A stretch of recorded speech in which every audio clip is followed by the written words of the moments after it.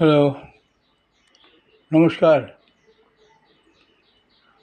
আমি আবার একটা নতুন করে ভিডিও ছাড়লাম।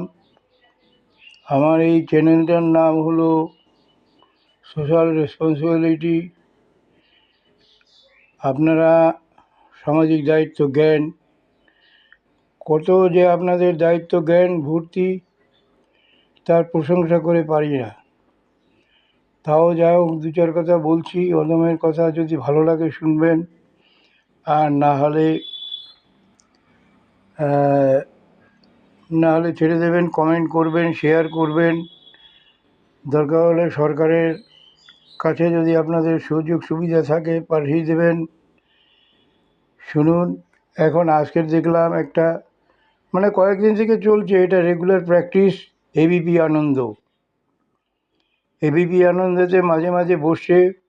আমার মনে হয় রোজ বসছে কিনা জানি না, রোজ দেখা সম্ভব হয় না, তবে দেখছি।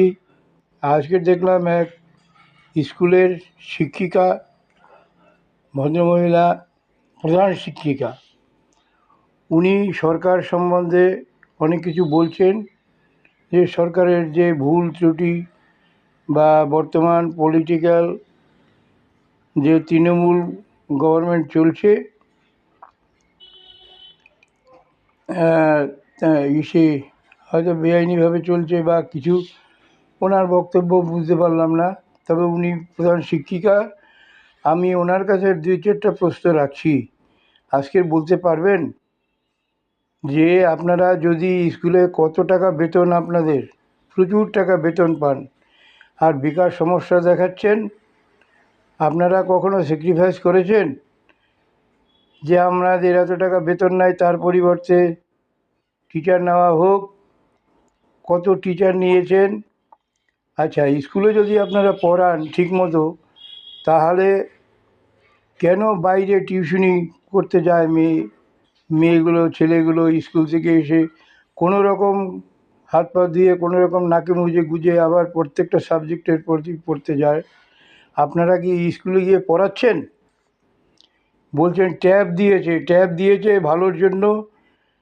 তার যদি খারাপ সেন্স থাকে, সে খারাপ এমনিই হবে। ট্যাব দেওয়া একটা ভালো উদ্দেশ্য করে দিয়েছিল।